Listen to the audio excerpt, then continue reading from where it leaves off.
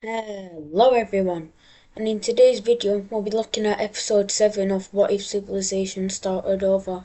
Now, in the last episode, it didn't go so well. The recording disappeared and you had to see a bad video, so let's look at this video.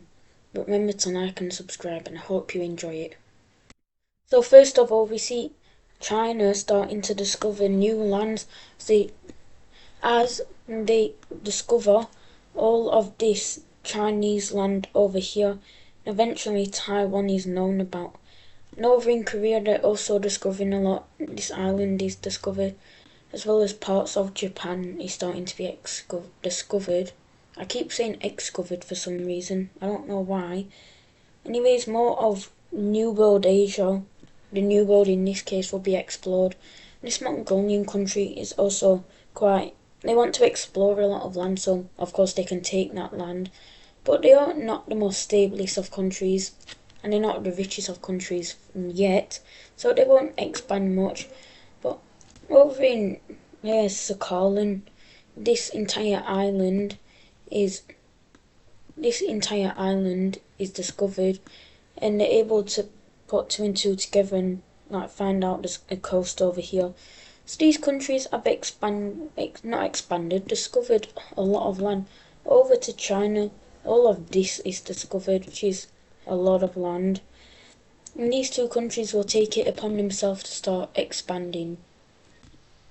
This Chinese country will start mainly focusing on the coast, trying to connect back up with Korea.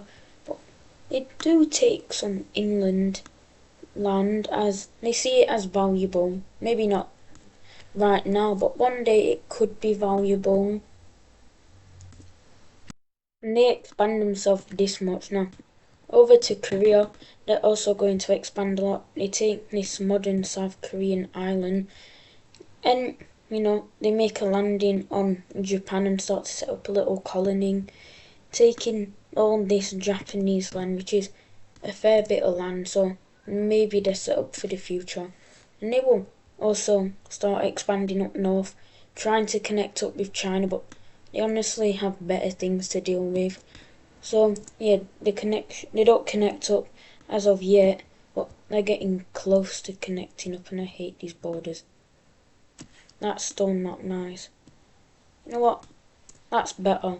Not much better, but a bit. Over to Mongolia, they don't really care what their people want, and they will expand tremendously, taking all this land, and they're very expansionist. Their leader is again very expansionist. Now, I would do an ideology map, but I'm saving that for some later episodes. As of now, every country is rather dictatorship or monarchy, and yeah, so it'd get a bit boring. And after a few years, they look like this. Of course, Mongolia formed because they wanted they wanted to control this trade route, and China and Korea are still building the trade route, and Mongolia is starting to tax the hell out of it. So eventually these two trade routes meet, and they meet in Mongolia's capital.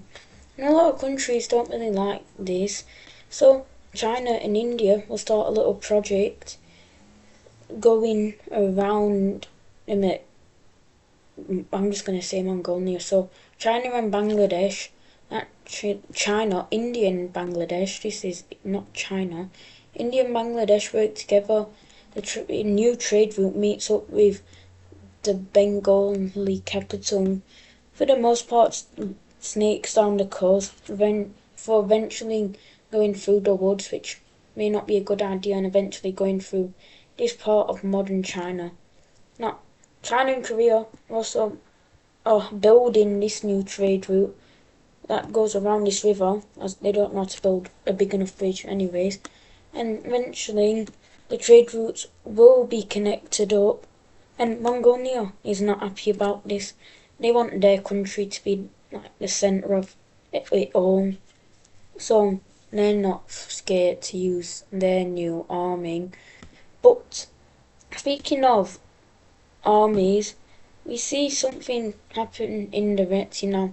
The Red Team has been on top since episode 1. They've been the strongest country, second richest country, since pretty much the first episode.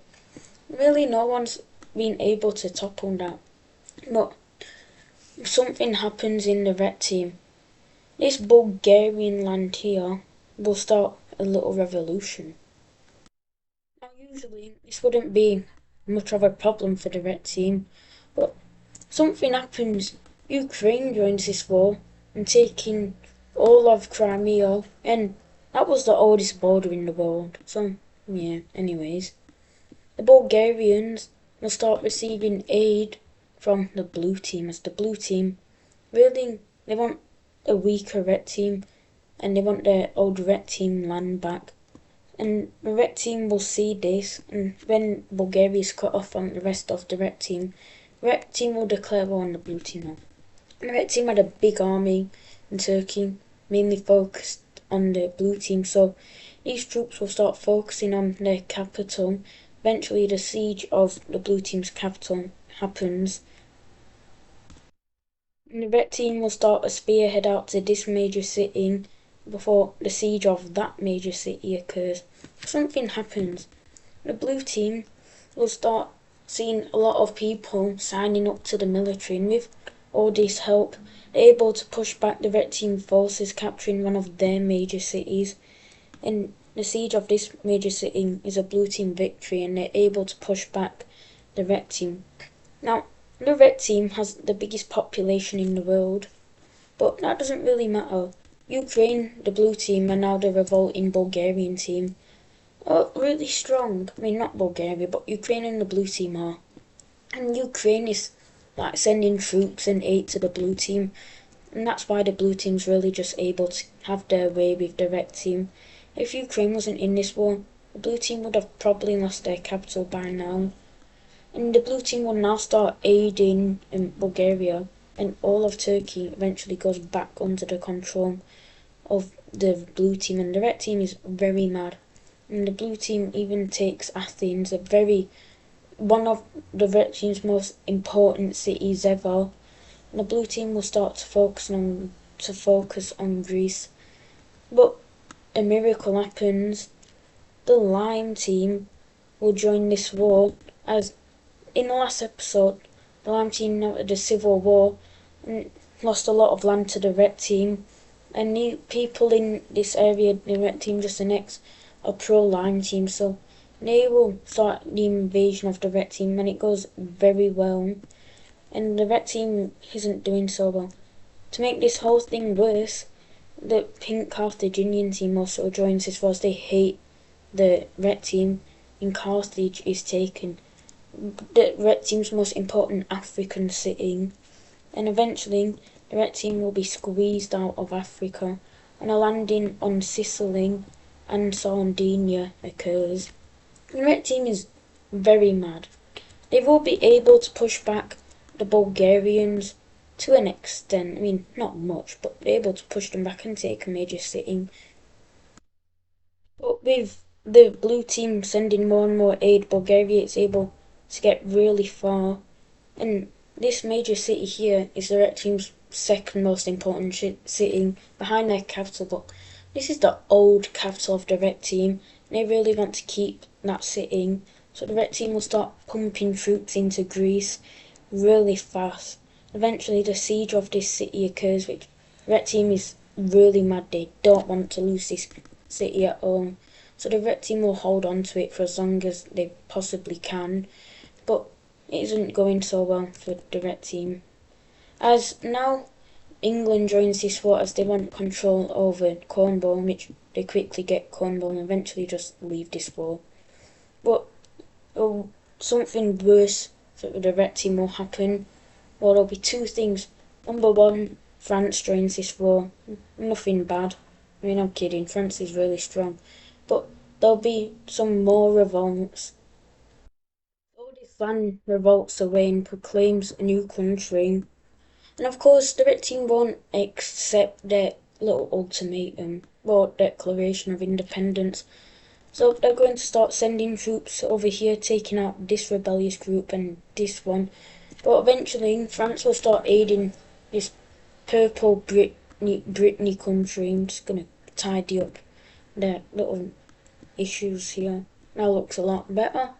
With French aid, they're able to capture two major cities of the Red Team. And with the Line Team trolling up the coast over here, the Red Team will agree to peace with all these countries now. This is the first ever war the Red Team's lost, and this is a major war, and the Red Team has been destroyed by this, but nonetheless they will agree to a peace treaty, so we can look at that. So in this treaty, we see a lot happen. First to the Black Sea, the Ukrainian country gets all of Crimea, the Blue Team gets all of its alt land back, and over to the rest of the Mediterranean, the Pink Team gets all of the Red Team's African land, and will put its new capital in Carthage, as they've always wanted this city, and they've all let me put their capital. Well, yeah, that looks good. Put their capital in Carthage. So the Lime Team, they actually get a lot more land than they was actually thinking they'd get. They get all this. France also gets a lot. And over to the two new countries, I guess Brittany or Normandy and Bulgaria. So for Bulgaria, they will put their capital right here, kind of in the centre of their country, but not really. The Red Team still has its old capital in Greece from episode 1. They cherish this city a lot. And to this country's capital, they're going to put it right there. And England also gets all of Cornwall. But before the Blue Team can celebrate, see Iraq invading, as they want to have access to the Black and Mediterranean Sea, and the Blue Team is their weakest opponent, so they will start the invasion. The Blue Team at this point is a top 10 country, they're the number 10th country, but Iraq has been building up for this. They're rivaling, well, Red Team is probably still a top 5 power, but I wouldn't call them number 1 anymore, so I'll update the thingy map, the something map later. But the Iraq country meets up with the Mediterranean and takes this major city. But at this point, the Circle Alliance starts to aid the Blue Team, and with this aid, there's a stalemate, and eventually Iraq finally realises that they're not going to be able to push up and get to the Black Sea. They are happy with getting access to the Mediterranean, so let's look at this peace treaty. So in this treaty, we see Iraq taking a big old bite out of the Blue Team, but to be honest, the Blue Team doesn't really... the Blue Team cares, as they've just lost land, but they only lost 2 major cities. Well, that was a lot. Anyway, I'm trying to say is the Blue Team still gets to keep Antonia, which is the important areas. But something, the Iraq country did expect this, but if I can get to the alliance here,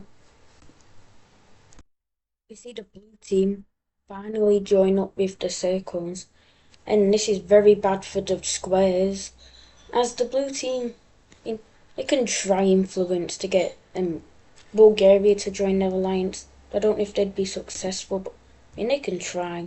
The Blue Team and Bulgaria have very positive relations, so yeah, whatever. So yeah, over to, I guess, the Nordics. It's a lot more peaceful here. It's not, but what I'm trying to say is Sweden will start to expand, eventually taking all this now. They're expanding to try show off to Denmark.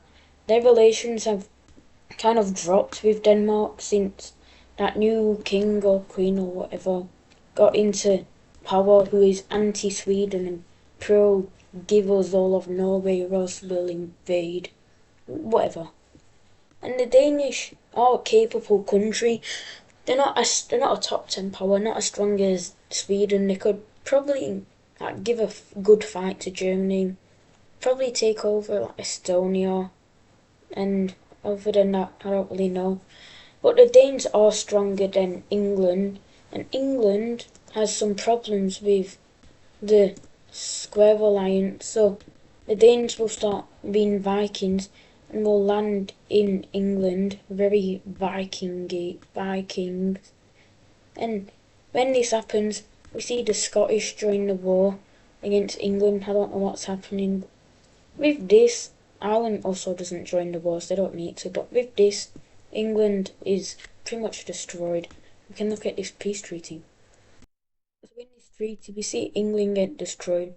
They'll keep their capital in York. Scotland takes a lot of land. Denmark now has a foothold in England.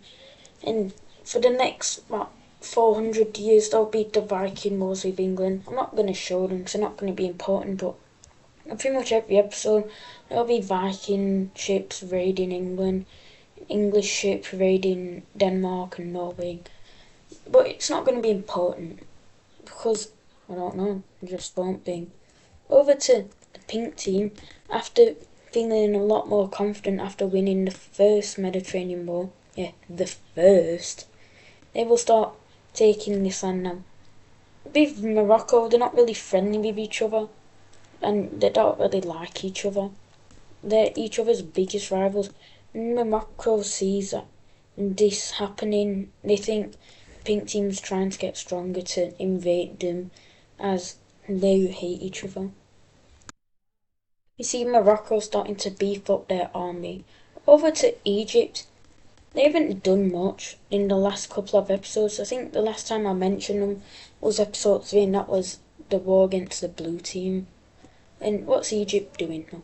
They're starting to claim parts of the Sahara, as they think there's resources in it. Egypt expanded this much now.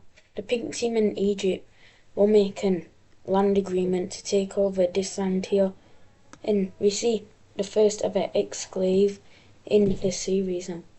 I haven't been doing exclaves as they're ugly and I don't like them, but I feel like at this point, exclaves in real life at this time, they'd be like random floating bits of country in other countries, so I should have made more exclaves, but this is the first exclave which looks horrible, but the pink team's gonna have to deal with it. It looks genuinely horrible in this exclave. I might just do this. I don't like it, but I'm gonna have to keep it. Over to what Egypt gets. They actually get a fair bit of land. They are at this point the strongest country in the world, and I will update the rankings later, but just not now after I've done recording, as after every episode I do the new provinces for the land that has been taken. So yeah, I'll do it after and you'll see it in the next episode. Now, there's been a lot of wars in this episode, so I'm going to go to a place that hasn't had any wars. I think they haven't had any, well, they have. Central Asia. I actually don't know if these guys have had, well, there's a civil war, so. Anyways, over to the grey team. They haven't done much to them, but they will start their little hello? Someone's banging the door in my house. Anyways, they will start a little expansion now. These guys are a proud Circle Team member. They've just been building up their military and economy as they border Turkmenistan, who is slowly starting to get ahead of them, and the grey team doesn't want this, so they will start expanding. Turkmenistan will also start expanding, and the grey team and Turkmenistan are pretty much the same in terms of strength. Economically, and the grey team is a lot more economically stable. In terms of politically, Turkmenistan, I mean, if you don't agree with the government, you're gonna get killed. And that's pretty much it with every other country, but anyways, so they're pretty much the same in terms of strength. This green country here doesn't really care what the other countries in the world do. They just want to focus on themselves, which is fair. I mean, they will take, if it'll let me, they will take all this land over here, forming some very decent borders. I don't know if these are nice borders. Now, the purple team, they've really lost a lot. when they started, they used to be a big country. They're still a big country, but they used to have a bit more, so they're going to expand over to the Mongol Empire. I'm just gonna call it the Mongol Empire. It pretty much is. And now they can start trading with like Chinese goods, but at a very high rate, because of course the Mongols are taxing everything that comes into their territory. And the Purple Team will also start expanding some more. A lot, as they've been saving up a lot of money, been growing their population, so they can start expanding, and they look like Czechoslovakia, 'cause they have a really long country at this point, but they're not Czechoslovakia. Over to the Green Team, they will also start expanding. They're not going to link up with Mongolia, as I don't know why, they just don't. But they take all this over to, yes, the New World, but it's not really the New World, it's the Old World. Well, it's a new world for them, but the Americas is the new world for us. Anyways, after about few years of just looking at the waters of Japan, they just discover all of Japan, and this is very nice. Japan's a good place to live, and yeah, all these islands are eventually discovered, but they don't get into this part of Russia as it's too cold. But they are able to explore a lot more of this land over here eventually, doing something that looks like this. What I'm trying to say is they discover all this land here, and all of like these countries here, including the Mongols, are starting to explore. Now the Mongols are exploring as they think exploring means more land to take. I mean, they're not wrong. If you explore more land, there's more land to take. So the Mongols like exploring as they like to take land. And after like a few more years, they will start to get a very big country now. They don't have a lot of population. Pretty much all of their population are in their capital and their one major city. And yeah, this isn't very good. The Mongols also link up with the Green Team, something the Green Team did not do. But yeah, the Mongols are becoming very big. I don't want to say they're the biggest country ever. Sweden, India, the Orange Team, Ukraine. I mean, the Red Team's still big, but they're getting up there in terms of size. Maybe they're the biggest country. Anyways, speaking of India, they will start to explore a bit of the Himalayas. They send some mad lads. Well, they're doing something smart. There's some people that are going to be executed, but before they are, they use them to discover the Himalayas. They lie saying, if you discover it now, we will set you free.